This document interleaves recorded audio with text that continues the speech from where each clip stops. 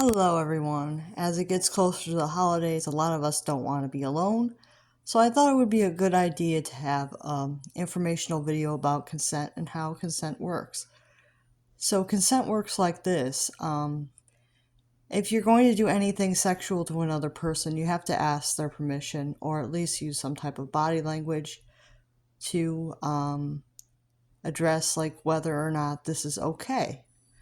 Um, Asking permission is always a good idea, especially if you're not sure how a person feels.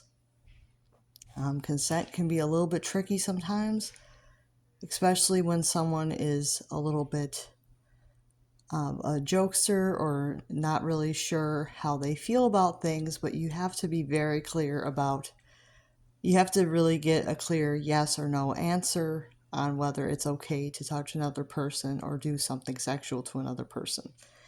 And if you are doing something sexual, even if you get consent up front, if the person says no at any point, you need to stop. This may seem kind of a joy kill, but it's just a part of life. If someone says no at any point someone can say no. If you're engaging in something and someone says no, you need to stop, because if you don't, that is still very much abuse. If you don't stop what you're doing, if someone says no or stop, you need to stop. Just throwing that out there.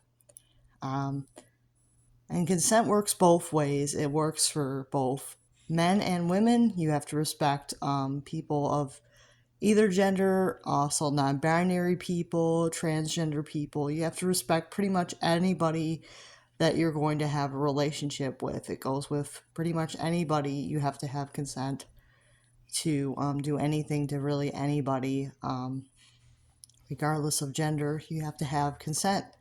You cannot just assume just because somebody is a certain gender that you can do what you want to them, because that is not how things work. You have to have consent for everyone. It's definitely a respect thing. It's about respecting someone's human rights. You cannot just attack someone and do what you want to do to them. It's just not how it works. It's just, you have to respect people. It's really important. And it's really important that you have someone's consent before you do anything to someone. You cannot walk up to someone and say, hold on your pants and let me touch you. It's like, no, no. Um, Obviously, you can say that in a joking manner, but yeah, that's kind of very aggressive. And you probably shouldn't be doing that to somebody at all, because that's very aggressive.